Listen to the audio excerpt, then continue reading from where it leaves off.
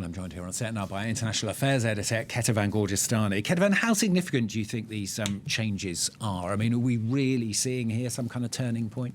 Well, look, first of all, we're waiting to see exactly how the White House frames the possible departure of Greg Bovino, because so far the DHS has denied that he had been removed from his role. That said, the reporting is that he will be leaving Minneapolis, and you have Tom Homan, the border czar, that's coming in to take over the operations. So clearly there's some movement there. And the fact that we might be seeing Greg Bovino move out of the spotlight is important, because he was the very public face of Operation Metro Surge, which was the operation taking place in Minneapolis. And he had at times had shocking the public with his controversial outfits and his controversial comments when he said that Alex Pretti, for example, had wanted to massacre law enforcement officials.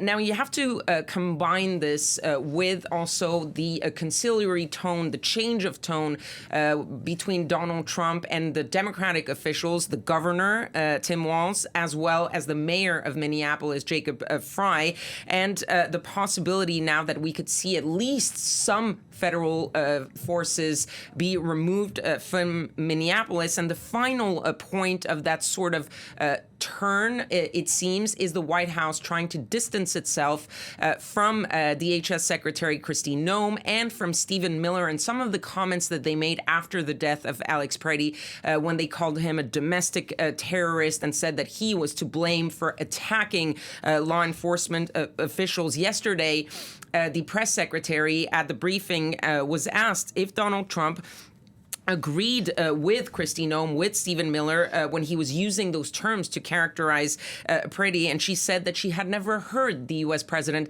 characterize Alex Pretti in those words, instead saying that the president, what he really wanted was an investigation into what happened. So all of this shows that clearly the White House is taking a step back. They're realizing that this is becoming a liability. Why are they realizing that? There's, of course, the pressure from the street, those intense marches and protests in Minneapolis. The poll after poll is showing that Americans are losing trust in immigration enforcement, especially ICE. And it's not just Democrats, it's not just independents. You're already seeing that Republicans even are no longer comfortable with the way ICE is operating. And finally, you have the growing criticism from Republican lawmakers, and not just the usual suspects who've been at times critical of Donald Trump, but people who have never wanted to go against Donald Trump, who are now saying this is enough, this needs to stop, this is not how we should be handling it, and we need an investigation. All of that, it seems, has forced a little bit the hand of Donald Trump, and it's rare enough in this first year to note when the U.S. president seemingly decides to at least backtrack a little bit from what he wanted to do. That's where we are now. What might we expect then going forward? Well, look, as much as this looks like a step back, and it is likely a step back, that doesn't mean that Donald Trump is giving up on his immigration crackdown, because that is one of the key policies on which he was elected and of his first term. This is not about removing fully ICE and Border Patrol forces from Minneapolis. As we said, Tom Homan, the border czar, he's going there. He's going to be in charge of the operations, and he will be reporting directly to Donald Trump. He is clearly no Greg Bovino. He's seen as someone who has way more experience, who is more professional in how he deals with things, and his work with both ICE and immigration enforcement at large goes back to Barack Obama, actually, who had nominated him to work for ICE partly.